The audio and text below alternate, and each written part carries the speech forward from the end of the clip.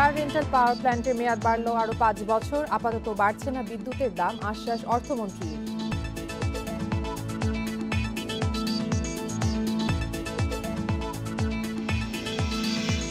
উন্নয়নকে টেকসই করতে জরুরি স্থিতিশীল আর্থিক খাত, স্বাধীনভাবে কেন্দ্রীয় ব্যাংক পরিচালনার তাগিদ।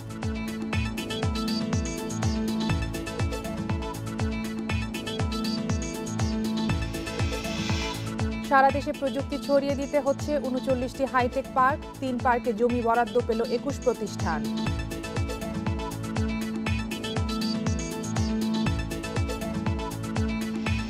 আমন্ত্রণ অর্থনীতি সারাদিন, আপনাদের সঙ্গে আছে আমি কপ্তিয়া মুমতাহানা। শুনছিলেন শিরোনাম, এবারে জানাবো বিস্তারিত।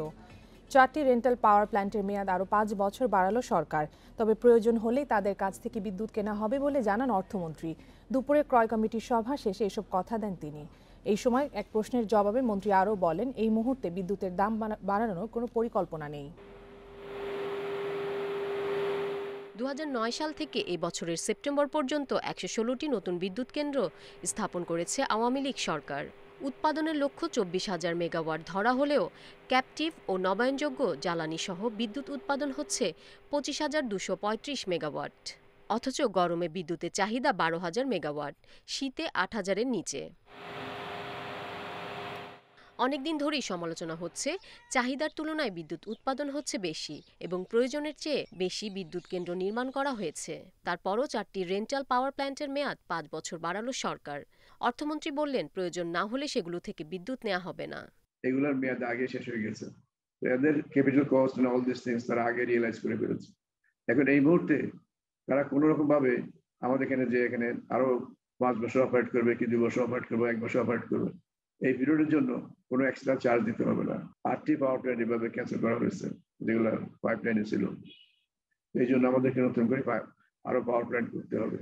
এছাড়া এই মুহূর্তে বিদ্যুতের দাম বাড়ানোর পরিকল্পনা নেই বলেও জানান মন্ত্রী।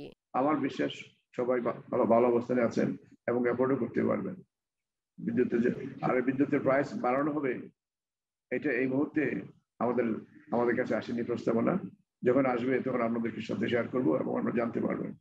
ক্রয় কমিটির সভায় বিদ্যুৎ বিভাগের 5টি, নৌ মন্ত্রণালয়ের 3টি, রেল মন্ত্রণালয়ের 2টি সহ 12টি প্রস্তাবের অনুমোদন দেওয়া হয়েছে। এগুলোর ব্যয় ধরা হয়েছে 72,540 কোটি টাকা। Irin Khatun, independent news, Dhaka. করোনার চলমান সংকটের অভিঘাত চিহ্নিত করে প্রয়োজনীয় অর্থনৈতিক নীতি গ্রহণই বাংলাদেশ ব্যাংকের সামনে বড় চ্যালেঞ্জ বলে মনে করেন বক্তারা। আর্থিক খাতের স্থিতিশীলতা ছাড়া কেবল জিডিপি প্রবৃদ্ধিকে গুরুত্ব দিলেই উন্নয়ন টেকসই হবে না। এক্ষেত্রে রাজনৈতিক চাপ সামলে কেন্দ্রীয় ব্যাংক পরিচালনা করতে হবে স্বাধীনভাবে। 50 বছরে দেশের উন্নয়নে কেন্দ্রীয় ব্যাংকের ভূমিকা নিয়ে আয়োজিত সম্মেলনে এসব কথা বলেন বক্তারা। রপ্তানি, কর্মসংস্থান, প্রবাসী আয়ের উপর ভর করে বৈদেশিক মুদ্রার রেকর্ড রিজার্ভ। 50 বছরের বাংলাদেশের অর্থনৈতিক বিকাশে নানা অর্জনের পেছনে নীরব ভূমিকা রেখেছে বাংলাদেশ ব্যাংক। সবশেষ মহামারীর নেতিবাচক প্রভাব থেকে অর্থনীতিকে বাঁচাতে নানামুখী নীতি সহায়তা আর সরকারের প্রণোদনা প্যাকেজের বাস্তবায়নেরও দায়িত্ব পালন করেছে প্রতিষ্ঠানটি। চলমান করোনার অভিঘাত মোকাবেলা করে অর্থনীতিকে আগের অবস্থায় ফিরিয়ে নেওয়া এবং কাঙ্ক্ষিত প্রবৃদ্ধি অর্জনে চ্যালেঞ্জ আছে। সেই সাথে উন্নয়নশীল দেশে উত্তরণের ফলে শুল্ক সুবিধা হারানোর পরিস্থিতি মোকাবেলায় ব্যবসায়ীদের সাথে সমন্বিতভাবে প্রস্তুতি নিতে হবে। সেন্ট্রাল ব্যাংক রেগুলেটরের ভূমিকা ভুলে যে উন্নয়ন সহযোগীর ভূমিকা পালন করেছে। শুধু নীতি প্রণয়ন নয়, বাংলাদেশ ব্যাংকের কাজের পরিধির একটি বড় অংশ জুড়ে আছে আর্থিক খাতের শৃঙ্খলা ও সুশাসন রক্ষা। ব্যাংকিং খাত তদারকিতে পর্যাপ্ত ক্ষমতা ও স্বাধীনতা আছে বাংলাদেশ ব্যাংকের আইনে। তবে তা বাস্তবায়নের যে দুর্বলতা দেখা যায় তা কাটিয়ে ওঠার পরামর্শ অগ্রজদের। বাংলাদেশ ব্যাংক অপারেশন অটোনমি আছে, সে অটোনমিটা কিন্তু অটোনমি অনেক সময় ইভলভ করে and you have to earn it also. সময়ের সাথে নীতি কাঠামো সংস্কারের গুরুত্ব উঠে আসে আলোচনায়। খেলাপি ঋণের নেতিবাচক প্রবণতা কাটানোর তাগিদ দেন বিশ্লেষকরা। জিডিপি প্রবৃদ্ধির দিকে আমরা এত মনোযোগ দিচ্ছি, কিন্তু ফাইন্যান্সিয়াল সেক্টরের ক্রেডিবিলিটি অ্যান্ড ইন্টিগ্রিটি ছাড়া আমরা ভবিষ্যতে কিন্তু এই যে এত আনস্টেবল ফাইন্যান্সিয়াল সেক্টর গ্লোবালি এগুলোর সাথে মিলিয়ে চলতে পারবো না। যদি দেখা যায় যে সে ঠিকমতো ঋণ দেয়নি, তাহলে যে ঋণ ফেরত দিচ্ছে না তার তেমন অপরাধ, যে সঠিকভাবে ঋণ দেয়নি তারও অপরাধ। আগামী বছরই দেশের অর্থনীতির আকার $500 বিলিয়ন এবং 2030 সালে $1 ট্রিলিয়ন দাঁড়াবে। আর এ যাত্রায় কেন্দ্রীয় ব্যাংকের গুরুত্ব আরও বাড়বে বলে মনে করেন আলোচকরা। Hari Saha, independent news, Dhaka. মহামারীতে ক্ষতিগ্রস্ত অর্থনীতি পুনরুদ্ধারে ঋণ পরিশোধে বিশেষ ছাড় দিয়েছিল কেন্দ্রীয় ব্যাংক। তবে নতুন বছরে এই সুবিধা আর বাড়ানো হচ্ছে না। ফলে আগামী জানুয়ারি থেকে ঋণের কিস্তি পরিশোধ না করলে খেলাপিতে পরিণত হবে গ্রাহক। মঙ্গলবার কেন্দ্রীয় ব্যাংকে আয়োজিত ব্যাংকার্স সভায় সিদ্ধান্ত নেওয়া হয়। সভা শেষে বিষয়টি নিশ্চিত করেন কেন্দ্রীয় ব্যাংকের মুখপাত্র সিরাজুল ইসলাম। তিনি জানান, করোনার কারণে 2020 সালে কোনো টাকা পরিশোধ না করে এবং 2021 সালে 25% পরিশোধ করে খেলাপির বাইরে ছিলেন গ্রাহকরা। কিন্তু এই সুবিধা আর বাড়ানো হচ্ছে না। তবে মাত্র 15% অর্থের মাধ্যমে খেলাপি হবেন না ক্ষুদ্র উদ্যোক্তারা। বিশেষ সুবিধা হিসেবে কেবল ক্ষুদ্র উদ্যোক্তাদের জন্য আরও রাখা হয়েছে 1.5% প্রভিশনে ঋণ পুনঃ তফসিলের সুযোগ।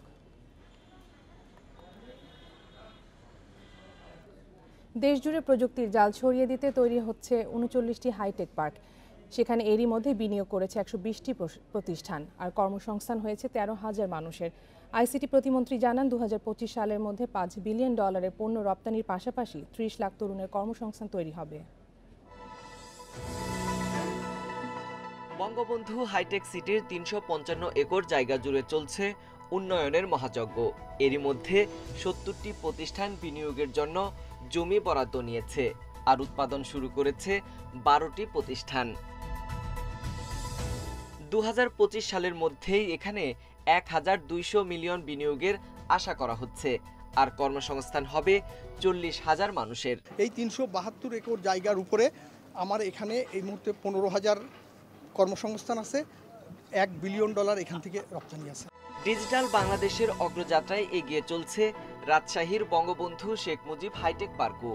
প্রকল্পের 30 একর জায়গা জুড়ে নির্মিত হচ্ছে 10 তলা জয় সিলিকন টাওয়ার, যেখানে কাজ করতে পারবে 5 শতাধিক প্রতিষ্ঠান। এখানে প্রায় 500 থেকে 700 এরকম প্রতিষ্ঠান কাজ করবে। আর আমাদের একটা টার্গেট রয়েছে যে এখানে অতগুলো কোম্পানি কাজ করলে এখানে প্রায় আমাদের হিসাবে প্রায় 14,000 লোকের কর্মসংস্থান হবে। আইসিটি প্রতিমন্ত্রীর দাবি, হাইটেক পার্কগুলো পুরোদমে প্রস্তুত হলে 1.3 বিলিয়ন রপ্তানি আয় 5 বিলিয়নে নিয়ে যাওয়া হবে। আমাদের ফ্রিল্যান্সার কমিউনিটি বাড়ছে, সফটওয়্যার বিজনেস বাড়ছে, মিলে আমাদের আইসিটি শিল্পের একটা বড় লক্ষ্য, আমরা 25 সালের মধ্যে আমরা $5 বিলিয়ন আমরা রপ্তানি আয় করতে চাই এবং 30 লক্ষ তরুণ তরুণীর কর্মসংস্থান সৃষ্টি করতে চাই। দেশের প্রথম ডিজিটাল জেলা যশোর সহ 12টি হাইটেক পার্কের কাজ পুরোপুরি শেষ হয়েছে, বাকিগুলো আছে প্রস্তুতের অপেক্ষায়। প্রযুক্তি খাতের সক্ষমতা বাড়াতে দেশ জুড়ে তৈরি করা হচ্ছে হাইটেক পার্ক। এসব পার্কের সঙ্গে সংযুক্ত হয়ে তৈরি হচ্ছে নানা ধরনের উদ্যোক্তা। কমছে বেকারত্বের হার, সেই সঙ্গে বাড়ছে দেশি বিদেশি বিনিয়োগ।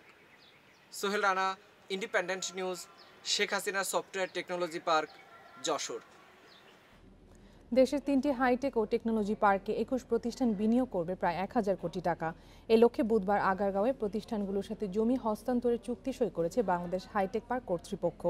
চুক্তির আওতায় কালিয়াকৈর বঙ্গবন্ধু হাইটেক সিটি সহ অন্যান্য পার্কে 21টি প্রতিষ্ঠান জমি বরাদ্দ দেওয়া হয়েছে।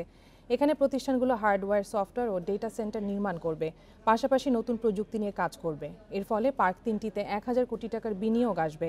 একই সঙ্গে 2500 মানুষের কাজের সুযোগ তৈরি হবে। বর্তমানে দেশে 10টি হাইটেক পার্ক বিনিয়োগের জন্য প্রস্তুত রয়েছে।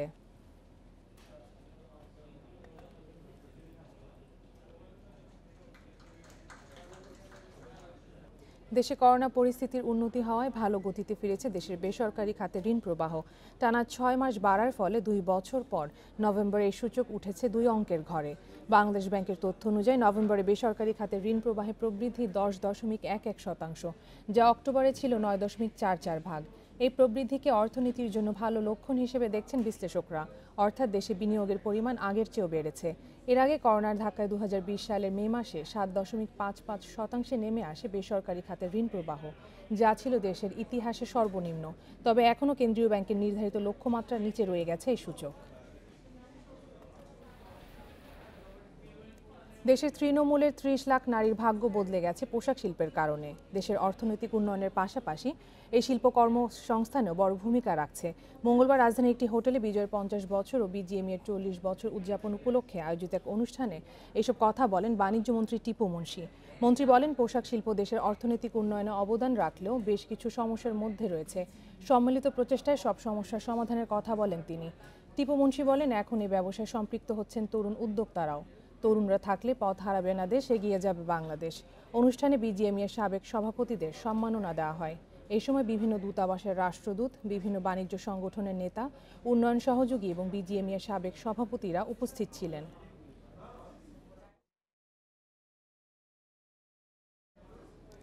করোনা সংকটের কারণে 2020-21 অর্থ বছরে বার্ষিক উন্নয়ন কর্মসূচিতে ছিল ধীরগতি।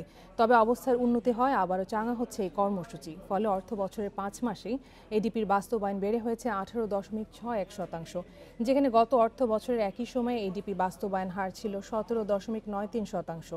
সম্প্রতি পরিকল্পনা কমিশনের বাস্তবায়ন, পরিবীক্ষণ ও মূল্যায়ন বিভাগ IMED এই তথ্য প্রকাশ করেছে। হিসাব অনুযায়ী চলতি বছরের জুলাই থেকে নভেম্বরে 5 মাসে খরচ হয়েছে 44,061 কোটি টাকা, যা গত বছরের একই সময়ের চেয়ে 5,589 কোটি টাকা বেশি। আর শুধু নভেম্বর মাসে এডিপি বাস্তবায়ন বেড়েছে 5.55%। বার্ষিক উন্নয়ন কর্মসূচিতে সবচেয়ে বেশি এগিয়ে লেজিসলেটিভ ও সংসদ বিষয়ক বিভাগ।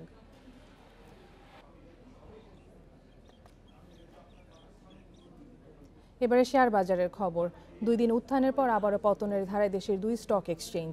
সপ্তাহের চতুর্থ কার্যদিবসে ঢাকার শেয়ার বাজারের প্রধান সূচক কমেছে 11 পয়েন্ট এবং দর হারিয়েছে লেনদেনে অংশ নেওয়া 52 ভাগ প্রতিষ্ঠান।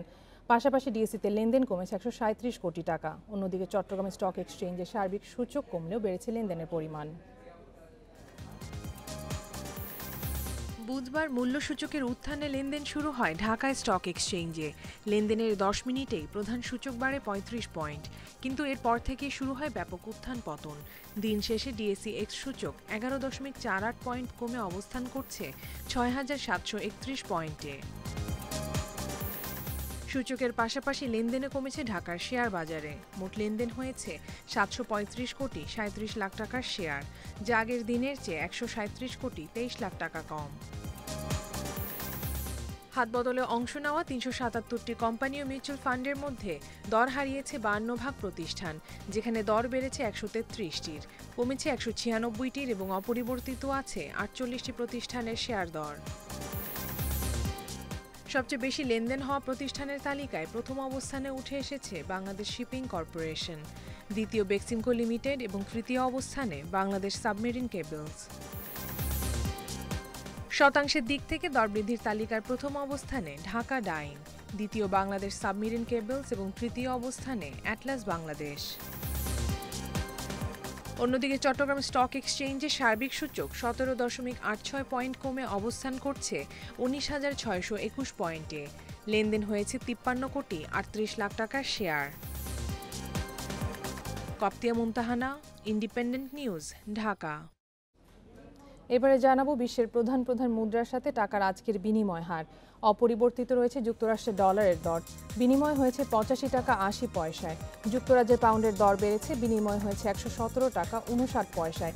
ইউরোর দর কমেছে, বিনিময় হয়েছে 98 টাকা 95 পয়সায়। ভারতীয় রুপির দর অপরিবর্তিত, বিনিময় হয়েছে 1 টাকা 25 পয়সায়। দর অপরিবর্তিত সৌদি রিয়ালের বিনিময় হয়েছে 22 টাকা 96 পয়সায়। আরব আমিরাতের দিরহামের দর অপরিবর্তিত, বিনিময় হয়েছে 23 টাকা 47 পয়সায়। দর বেড়েছে কুয়েতি দিনারের, বিনিময় হয়েছে 285 টাকা 32 পয়সায়। মালয়েশিয়ান রিঙ্গিতের দর বেড়েছে, বিনিময় হয়েছে 20 টাকা 62 পয়সায়।